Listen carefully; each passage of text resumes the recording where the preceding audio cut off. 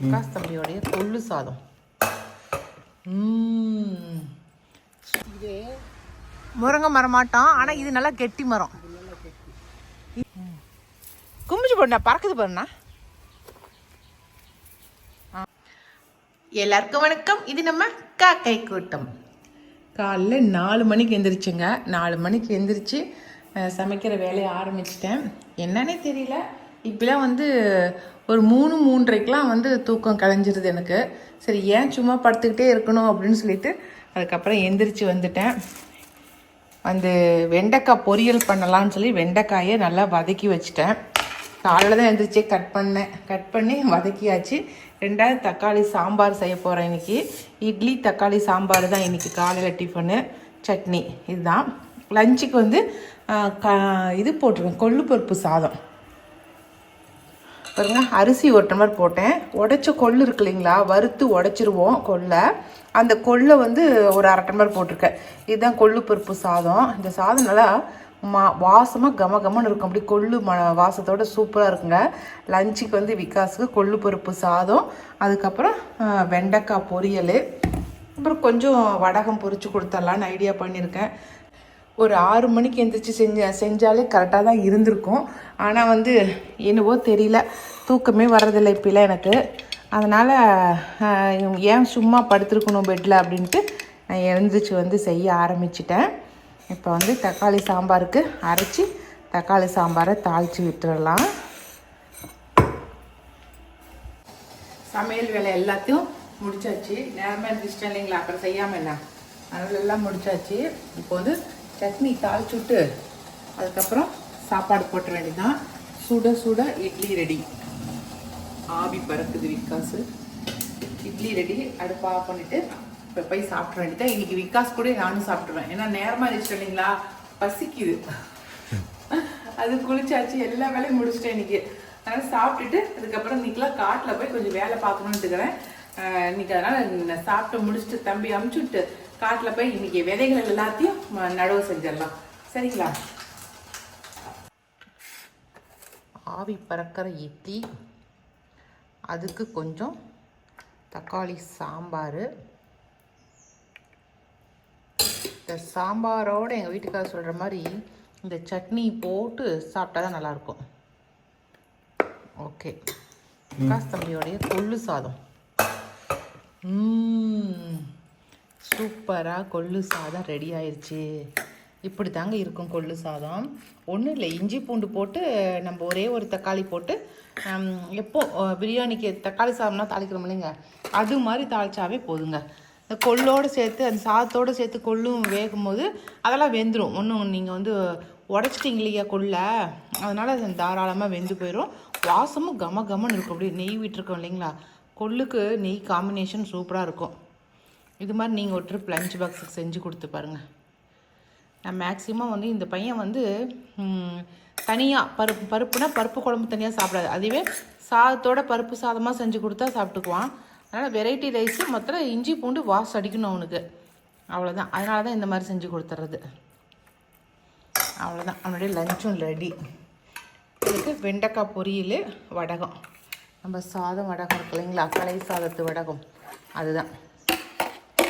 Lunch முடியலாம், அவ்வளோதான். கண்ணே ஒடியா சாப்பிடு. இட்லி மட்டும் போட்டு வச்சுருக்கேன், இன்னும் வாழை காணும்.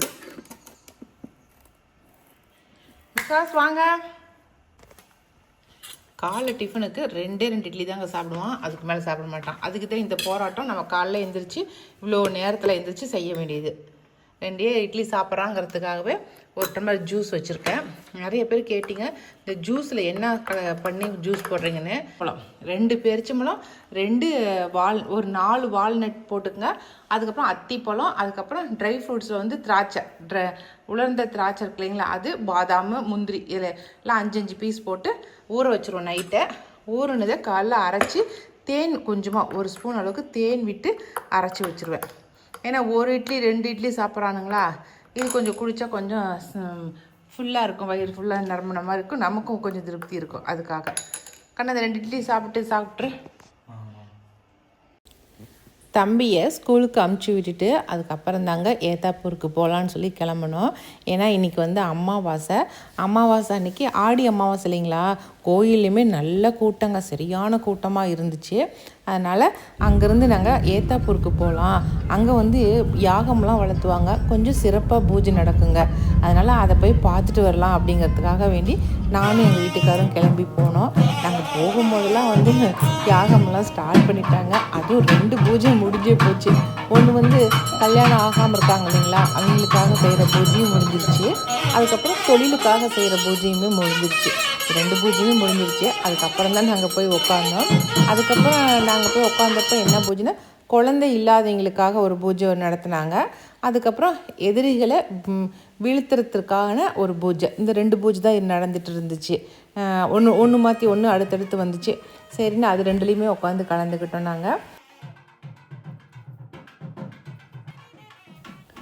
ஆடி அமாவாசை அப்படின்னாலே எப்போவுமே சிறப்பு தாங்க. அதில் வந்து நிறைய பேர் வந்து இறந்தவங்களுக்கு வந்து திதி கொடுப்பாங்க. அன்றைக்கி தான் சிறப்பாக கொடுக்கணும்னு சொல்லி கொடுப்பாங்க. நாங்கள் வந்து எப்போவுமே வந்து எங்கள் அம்மாவுக்கும் சரி எங்கள் அப்பாவுக்கும் சரி, அவங்க எந்த நாளில் அந்த இறந்தாங்களோ அந்த நாளில் தான் போய் திதி கொடுத்துட்டு வருவாங்க. எங்கள் தம்பி போய் கொடுத்துட்டு வந்துடுவான். வருஷம் அந்த நாளில் போய் கொடுத்துட்டு வந்துடுவாங்க.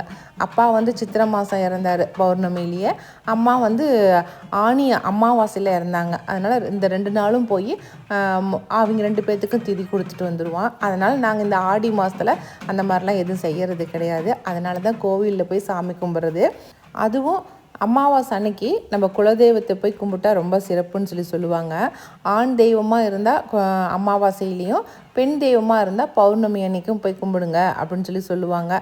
நாங்கள் இங்கே வந்து பூஜை சிறப்பாக நடக்குது அப்படிங்கிறதுனால இங்கே ஏத்தாப்பூருக்கு வந்துட்டோம். இல்லாட்டினா நாங்கள் வந்து மாதமே குலதெய்வம் கோயிலுக்கு போய் சாமி கும்பிட்டு வந்துடுவோம்.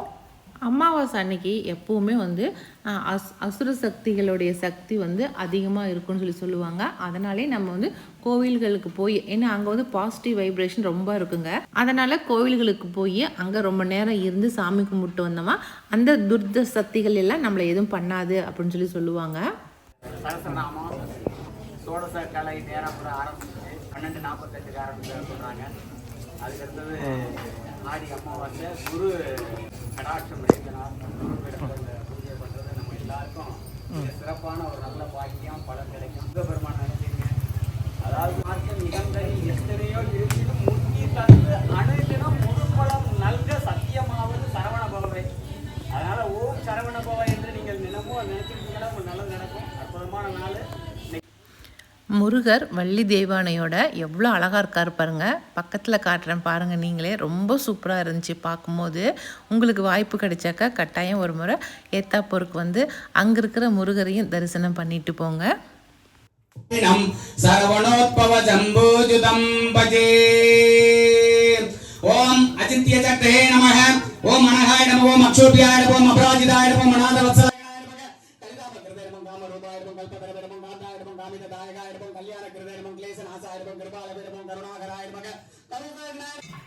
முதல்ல யாகம் வளர்த்துனாங்க. அதுக்கப்புறம் வந்து லட்ச அர்ச்சனை பண்ணாங்க.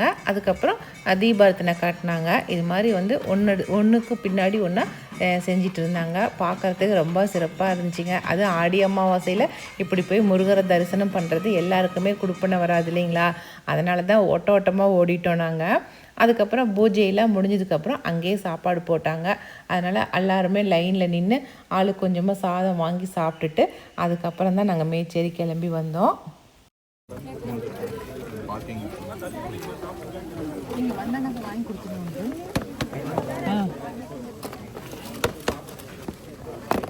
ரெண்டு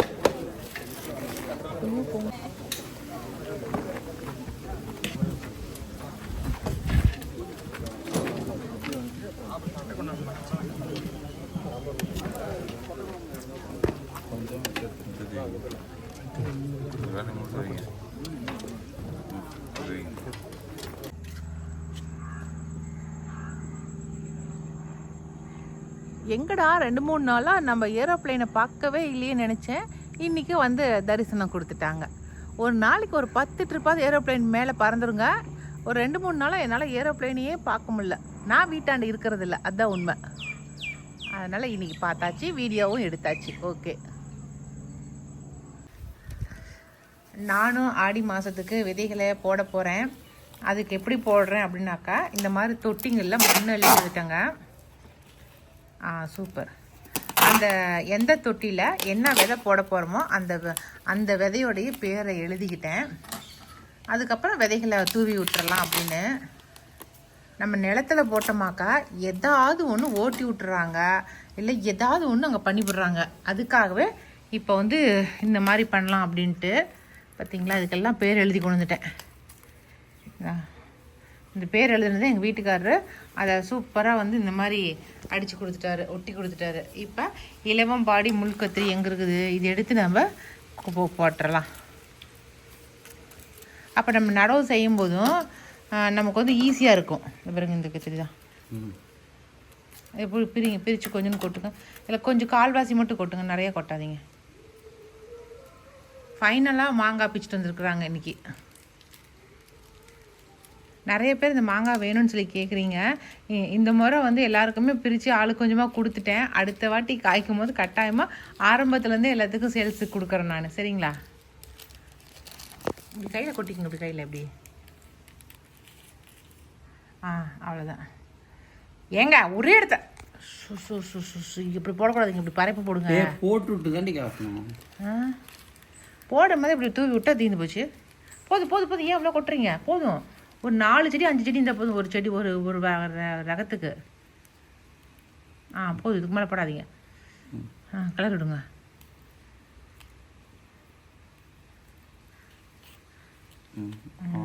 அவ்வளோதாங்க, போட்டாச்சு.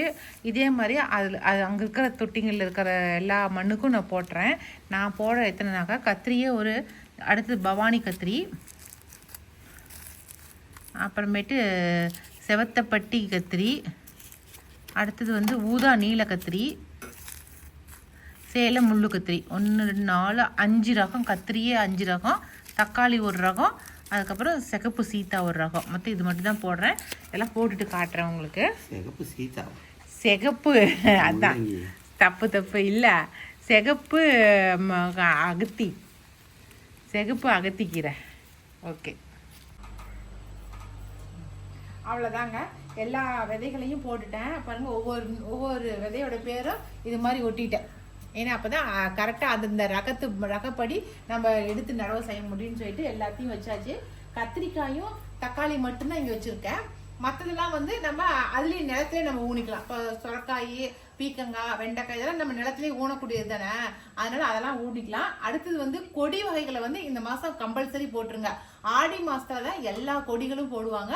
அதனால் கொடி வெரைட்டின்னு என்னென்ன வச்சுருக்கீங்களோ அது எல்லாமே போட்டுருங்க. நான் இந்த ட்ரிப் ஒரு 2 கொடி மட்டும் போடலான்ட்டு இருக்கேன். ஒன்று வந்து ஆட்டுக்கொம்பு அவரை, அதுக்கப்புறம் பட்டாணி அவரை, இது 2 மட்டும் போதும் அப்படின்னு நினச்சிட்டு இருக்கேன். ஏன்னா நிறைய அவரை போட்டாலும் எதுவும் சாப்பிட முடியறதில்ல, ஏன் வேஸ்ட்டு பண்ணும் அப்படின்ட்டு அது 2 மட்டும் தான் போட போகிறேன். அதுக்கப்புறம் சுரக்காய், பீக்கங்காய், புடலங்காய் இதெல்லாம் போட்டுறாங்க. அதுக்கு இடத்த ரெடி பண்ணி வச்சுருக்கேன். இன்னைக்கு இல்லை நாளைக்கு ஊனிடுவேன். சரிங்களா? இப்போ இதை கொண்டு போய் வச்சு நம்ம தண்ணி விட்டுறலாம்.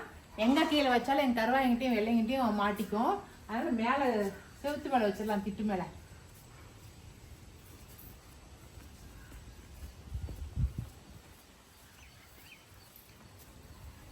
அப்படி லைனாக வச்சு தண்ணி விட சொல்லிவிடலாம்.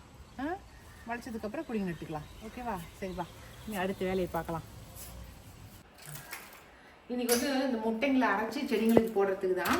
இந்த வினிஷா பொண்ணு கேக் செய்கிறா இல்லைங்களா, அதுக்கெல்லாம் 4 முட்டை 5 முட்டை போடுறா இல்லையா, அதனால வந்து முட்டையை சேர்த்து வச்சிடலாம் தோலை அப்படின்னு சொல்லி தான் ஒரு டப்பா போட்டு சேர்த்து வைக்க ஆரம்பித்தேன்.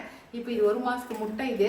இப்போ இந்த முட்டைங்களை வந்து அரைச்சி நம்ம வந்து செடிகளுக்கு போட்டலாம். எல்லாரும் அப்படி உதுத்துட்டு போடுவாங்க, ஆனால் அப்படி போடக்கூடாது. இப்படி அரைச்சி தான் போடணும் நம்ம, அப்போ தான் செடிங்களுக்கு உள்ளே போய் சேரும். சரிங்களா? இந்த மிக்சி ஜார் வந்து நம்ம ரெகுலராக அரைக்கிற மிக்சி ஜார் வச்சுக்காதீங்க. ஏன்னா முட்டை தொலி அரைச்சிட்டு அதிலே மறுபடியும் போட்டால் நாத்தடிக்கும் முட்டை அர்த்தம். அதனால இதுக்குன்னு தனியாக வச்சுக்கோங்க. இதை பழைய ஜார் இருந்துச்சு, அதனால அதையே வச்சுக்கிட்டேன்.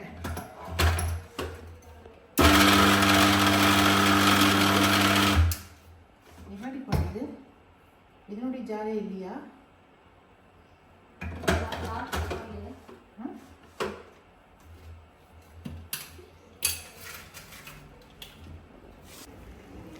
அவ்வளோதாங்க, அரைச்சிட்டேன். நல்லாவே நைஸாகவே அரைச்சிடலாம். நம்ம இந்த அளவுக்கு நைஸாக அரைச்சா போதும். இப்போ இதை கொண்டு போய் நம்ம செடிங்களுக்கு கொண்டு போய் அப்படியே தூவி விட்டு கிளறி விட்டுறலாம் மண்ணோட. கும்பிச்சு போடுண்ணா, பறக்குது பாருண்ணா. அந்த முட்டை தொல்லி நம்ம அரைச்சோம் இல்லைங்களா, அதை வந்து இப்படி செடிங்களுக்கு தூவி விட்டுறலாம். தூவி விட்டு கிளறி விட்டோமாக்க வேலை முடிஞ்சுது. ஆனால் பக்கமாகவே போட்டுவிடுங்க.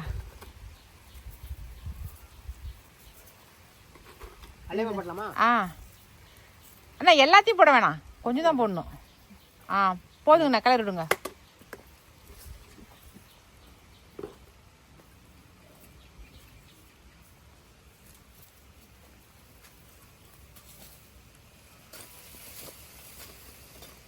இப்படி தாங்க போடணும். முட்டை தொல்லி போடுறதா இருந்தால் நம்ம அப்பாட்டுக்கும் அப்படியே முழுசாலாம் போடவே கூடாது.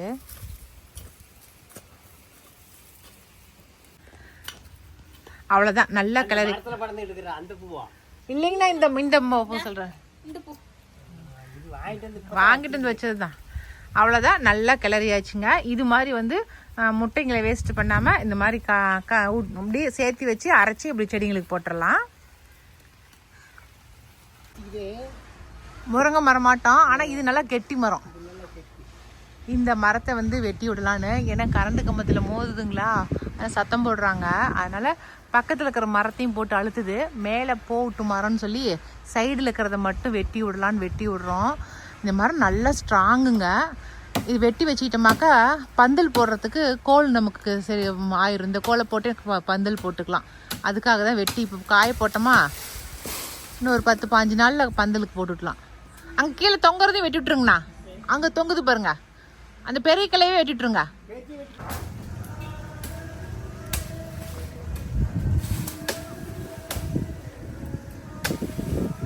போதுண்ணா. அப்போ மோதான் வீட்டாண்டு போயிடும்.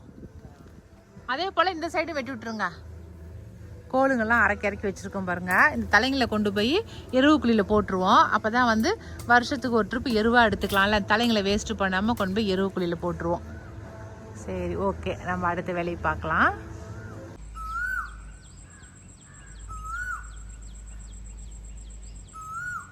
இந்த குயில் தான் கத்துது.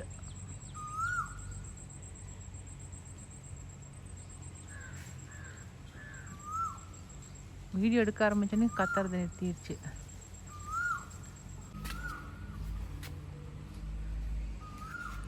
எங்கேயோ குயில் கத்துது.